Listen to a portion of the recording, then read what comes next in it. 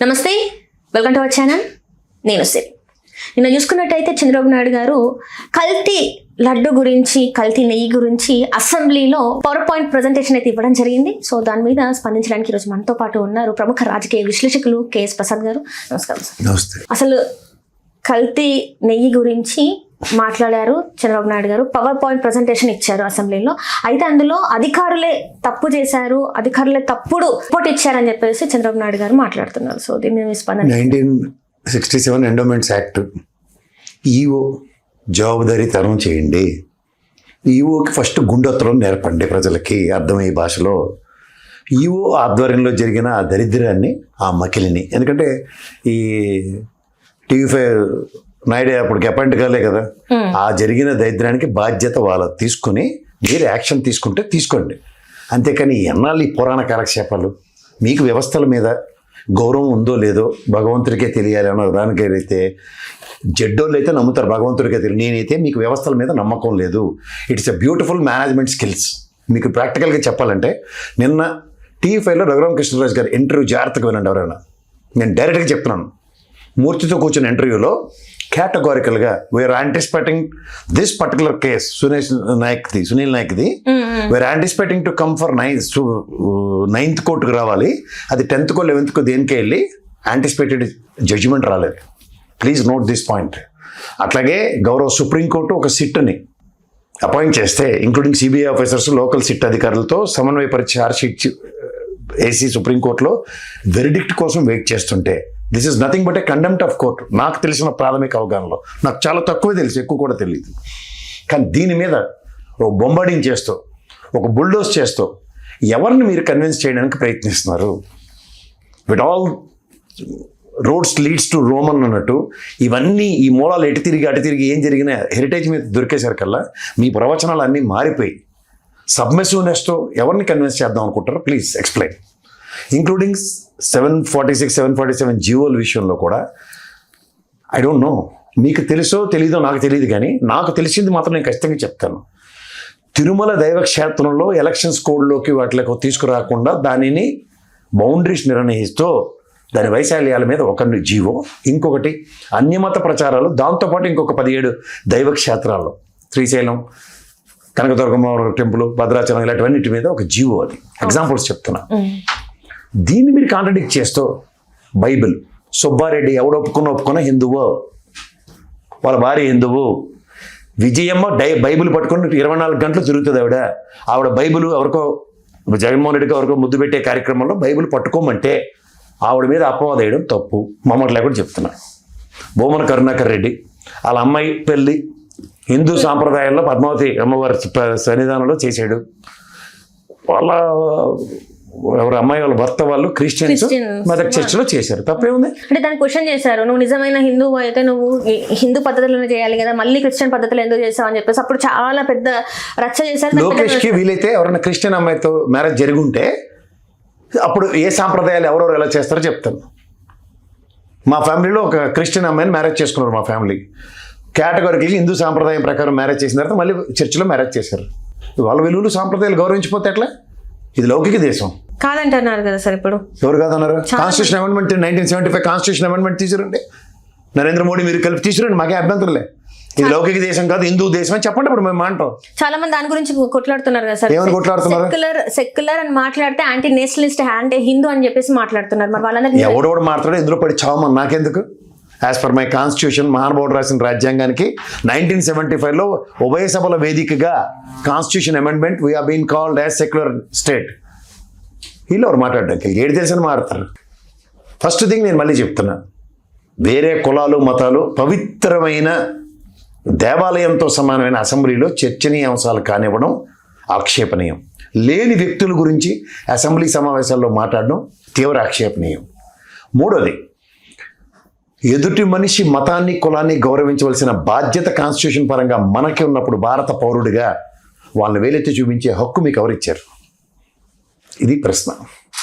ఒక పెనట్రేట్ చేసే విషయంలో జనాల్లోకి క్రైస్తవులు దైవ సేవకి పనికిరారు దగ్గర మీరు ఎన్ని ప్రవచనాలు చెప్పారు, ఎన్నిసార్లు బైబిల్ సూక్తులు చదివారు మీరు? అప్పుడు దానికి మీరు క్రిస్టియన్ అయిపోతారా? క్రైస్తవ సమావేశాల్లో మీరు నిలబడి మాట్లాడిన ఉదంతాలు కోకొల్లలు ఉన్నాయి. ఏం మాడుతున్నారు? 20 కోట్ల లడ్డూలు కల్తీ చేశారు అని చెప్పేసి మాట్లాడుతున్నారు. సరే, అమిత్ షా సొట్టబోడు పరాగ్ గారు ఉన్నారు కదా ఇప్పుడు టీటీడీ బోర్డు మెంబరే, మళ్ళీ పిలిచి మాట్లాడండి. వాళ్ళందరినీ వదిలేసి మమ్మల్ని అందరినీ ఎందుకు ప్రేమలు తినేస్తున్నారు మీరు? మొత్తం గత 5 ఆ దిక్కుమాల చదివి ఆ దిక్కుమాల ఛానల్ చూసి అడక్కు, నేను మోమాట లేకుండా చెప్తున్నాను. ఈయన ఎవరు మైహోం రామేశ్వరరావు గారు అండ్ ఆ పరాగ్ కూడా ఉన్నాడు, ఆయన గుజరాత్ ఆయన. వీళ్ళిద్దరూ అయోధ్యకి లడ్లు పంపించిన వాళ్ళు. ఏ నెయ్యి వాడారు, ఏ కల్తీ జరిగింది, మేం పంపించిన నెయ్యితోనే అన్నది స్టేట్మెంట్ ఆన్ రికార్డ్. తీసుకురమ్మను, వాళ్ళిద్దరిని తీసుకొచ్చి మాడమను. ఏముంది, ఓ పక్క హెరిటేజ్లో ఇక్కడ అమ్ముతున్న నెయ్యి, అక్కడ సప్లై చేస్తున్న నెయ్యికి కాంట్రడిక్షన్ ఉంటే బల్క్లో కొంటుంది దాని మీద. దీని మీద ప్రశ్నిస్తుంటే సమాధానం లేకుండా బూమెరాంగ్ చేస్తూ ఉంటారు. అంటే గౌరవ సుప్రీంకోర్టు మీద, వ్యవస్థ మీద గౌరవం లేదా? వెరిడిక్ట్ వచ్చేదాకా కూడా ఆగలేరా మీరు? ఇందాపూర్తోనే ఉంది, జస్ట్ వాళ్ళు కల్తీ దాని గురించి సంబంధం లేదు. జస్ట్ వీళ్ళు ఏంటంటే అక్కడ ఒక, నాకు అవన్నీ అనవసరం అమ్మా. నాకు కావాల్సింది ఒకటే, జూన్లో ప్రభుత్వం స్వేరింగ్ సెరమనీ అయిన తర్వాత 4 కంటైనర్లు వెనక్కి పంపించింది శ్యామలరావు ఈవో. సబ్సిక్వెంట్ డెవలప్మెంట్లో అది వైష్ణవి డైరీకి వెళ్ళి, ఇది ఒక రాఘవేంద్ర క్రషర్స్ నుంచి వైష్ణవి డైరీకి వెళ్ళి మళ్ళీ ఏఆర్ డైరీ త్రూగా అది ఏ తకరాలు పడిందో అదేంటి బోలేబాబా గారి దగ్గర నుంచి ఆ దైద్రాన్ని స్వామివారి సన్నిధికి తిరిగి చేర్చారు. అది మకిలి. దాని మీద మీకు స్టేట్మెంట్ ఇవ్వగలిగితే ఇవ్వండి. దాని మీద ఎవరోడైతే ఆ పనికిమాలిన పదాలు తప్పులు చేశారో వాళ్ళందరినీ గుండొత్తేసి బయటకు తీసుకొచ్చి చెడగొట్టండి ప్రజాబాహుళ్యాల్లో. వీటి మీద మాట్లాడకుండా ఎందుకని మాకు ఈ చెత్త అంతా. 2 విషయాలు ఉంటాయి, జాగ్రత్తగా గమనించు. Look at their modus of operandi. ఎవరైనా వీడియో చూస్తే ఆలోచించండి ఒకసారి. ఒకటి, 21 మంది 23 మంది గెలిచిన తెలుగుదేశం పార్టీలో 4 వెనక్కి తీసుకుంటే 19 మంది ఎంతమంది ఉన్నారు. ఇంకో 4 తీసుకుంటే మీకు అపోజిషన్ పోతుంది అన్నది ఏమైనా రాజ్యాంగ శాసనమా? జగన్మోహన్ రెడ్డి ఆ మాట అన్నాడు, నేనే చెప్తున్నా. అదేమైనా రాజ్యాంగ శాసనమా? యాజ్ పర్ కాన్స్టిట్యూషన్ ఏముంది? ఆడ్ మ్యాన్ అవుట్, అంటే గెలిచిన వాళ్ళు కాకుండా, అంటే ప్రభుత్వ స్థాపన ఎవరైతే చేశారో వాళ్ళు కాకుండా మిగిలిన వాళ్ళకి అపోజిషన్ ఇమ్మన్నారు. అదే ఒకలైనా ఇద్దరైనా. ఇది ఫాలో అవుతున్నారు వాళ్ళు? వ్యవస్థ మీద గౌరవం ఉందా? రాజ్యాంగం మీద వాళ్ళ గౌరవం ఉందా చెప్పను. ఇది ఎవడైనా గమనిస్తే అప్పుడు మాట్లాడదాం. అంటే ఒక బయాస్డ్ స్టేట్మెంట్, ఎవడో ఒక కాంట్రడిక్టరీ స్టేట్మెంట్ ఇస్తే అది మీకు శాసనం అవుతుందా? రెండోది, ఇప్పటిదానికి మాకు రాజ్యాంగం ఆ మహానుభావుడు రాశాడు ఇవన్నీ మేము ఎందుకు చెప్పుకోవాలా? మీకు ప్రభుత్వం మేము స్థాపించమని 164 స్థానాలు ఇస్తే మీకు శాసనాల మీద గౌరవం లేదు, రాజ్యాంగం మీద గౌరవం లేదు, మీకు నచ్చింది మీరు చేస్తున్నారు. ఇక్కడ ఇంకో కాంట్రడిక్షన్. సుబ్బారెడ్డి ఒక స్టేట్మెంట్ ఉంది, ఉదాహరణకి 2022లో కల్తీ జరిగిన తర్వాత ఆ ఛార్జ్షీట్ చదవరా ఒకసారి మీరేమైనా? ఏం జరిగిందో. కల్తీ ఉన్నదాన్ని ఎన్డీడీబీ రిపోర్ట్లకు తిరిగి పంపించారు అన్న దగ్గర రిజెక్షన్స్ ఎన్ని ఉన్నాయో 2022లో ఇవన్నీ ఏవి క్రోడీకరించి మాట్లాడరా? ఇప్పుడు మీ ఆయనలో కొన్ని రిజెక్షన్స్ ఉన్నాయి, జగన్మోహన్ రెడ్డి ఆయనలో రిజెక్షన్స్ ఉన్నాయి, అంతకన్నా రామారావు గారి ఆయనలో రిజెక్షన్స్ ఉన్నాయి, రాజశేఖర రెడ్డి గారి ఆయనలో రిజెక్షన్స్ ఉన్నాయి. అది కూడా ఏమని చెప్పారు? ఆవు ఏదైనా గడ్డి గోసానం అడ్డమైన చెత్త తిన్నప్పుడు ఏముంది, వెజిటబుల్ ఫ్యాటు అలాగే మిల్క్ ఫ్యాటు రెండిట్లో తేడా వచ్చినప్పుడు వాటిని రిజెక్ట్ చేస్తున్నాం.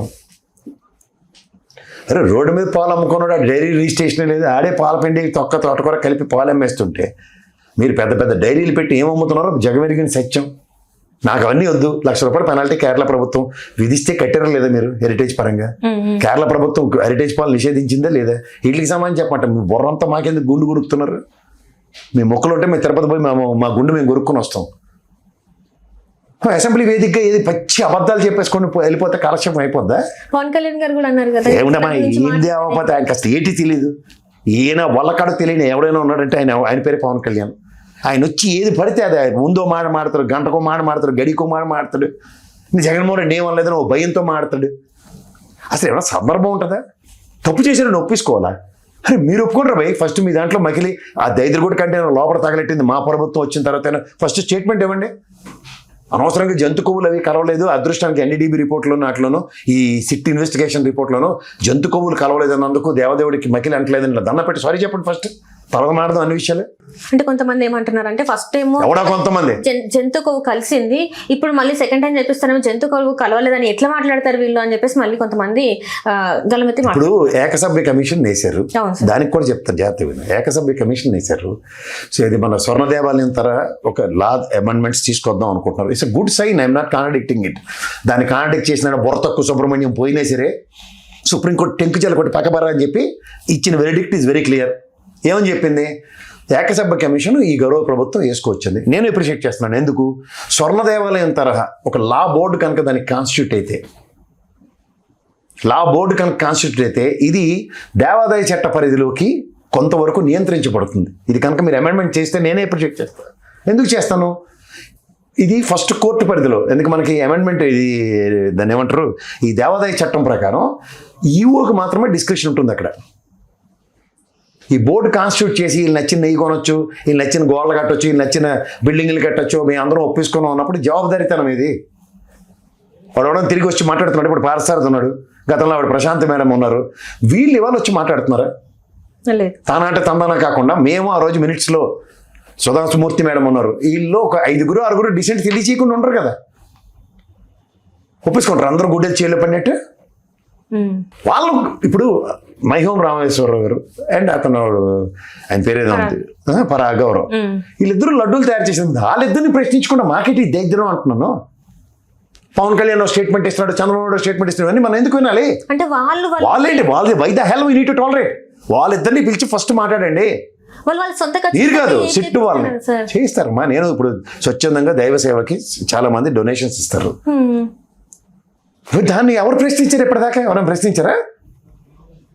అరే వీళ్ళు బ్లాక్ మనీ తీసుకొచ్చి 10 లక్షలు డొనేషన్ ఇచ్చాడు, వీళ్ళు బ్లాక్ మనీ తీసుకొచ్చి ₹1,00,000 డొనేషన్ ఇచ్చాడు. ఇవేమైనా చర్చ జరిగింది ఇప్పటిదాకా తిరుమలలో? అలాగే తిరుమల లడ్డూలకి వీళ్ళిద్దరూ ఇచ్చిన దాని మీద ఒక అప్రహెన్షన్స్ వచ్చి ఓ దిక్కుమాల స్టేట్మెంట్ ఇచ్చిన పాపానికి, ఆ దిక్కుమాల స్టేట్మెంట్ వీళ్ళిద్దరిని తీసుకొచ్చి ఏమి మయో రామేశ్వరరావు ముఖ్యమంత్రి గారు పిలిచారు, ఈ పరాగ టీటీడీ బోర్డు మెంబర్ని ముఖ్యమంత్రి గారు ఆఫీస్కి పిలిచారు, ప్రెస్ మీట్ పెట్టండి ముఖ్యమంత్రి గారి సమక్షంలో అని చెప్తే వచ్చి పెట్టరు. ఆ రోజు మాకు చిన్న డౌట్ వచ్చిందండి, తేడా ఉంది, అయినా సరే కాదని లేక పంపించాం అలాంటి చెప్పమని అప్పుడు మాట్లాడదాం. వాళ్ళు మాట్లాడరట.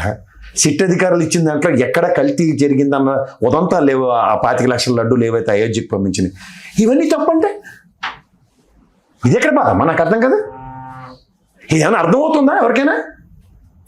అంటే నేను పట్టిన కుందేలికి 3 కాళ్ళు అని చెప్తే 3 కాళ్ళని మేము ఒప్పుకునేదాకా మా ప్రాణాలు తినేస్తారు. ఇలాగే జీవ గురించి కూడా మాట్లాడతాయి సార్. దాని గురించి అందరు సైలెంట్ అయిపోయారు. ఇప్పుడు ఎప్పుడైతే జగన్మోహన్ రెడ్డి గారు మాట్లాడారో అప్పుడు సైలెంట్ అయిపోయారు. మరి దాని గురించి కూడా గట్టి మాట్లాడాలి కదా సార్. ఎందుకు ఇన్ని రోజులు 20 ఏళ్ళు కాలక్షేపం చేసుకొచ్చారు కదమ్మా. 20 ఏళ్ళు బట్టి కాలక్షేపం చేసుకొచ్చారు కదా. 2009 ఎలక్షన్స్కి ఒక ఎలక్షన్ ఇన్స్ట్రుమెంట్ కదా వీళ్ళకి. నేను మళ్ళీ గవర్నమెంట్ వస్తే అంజమత ప్రచారం తిరుమలలో ఎలా చేస్తాం. ఇప్పుడు మాట్లాడండి హిందువులు, అలా బీజేపీ మాట్లాడమను, విశ్వ హిందూ పరిషత్తుని పిలిచి మాట్లాడమను. సార్ ఇంత జరుగుతుంది ఇంతవరకు కర్ర జెండా బ్యాచ్గాళ్ళు ఉన్నారు కదా, వచ్చి మాట్లాడరా భయ్. పావుకోళ్ళు వేసి తిరుగుతారు కదా మా నెత్తికి.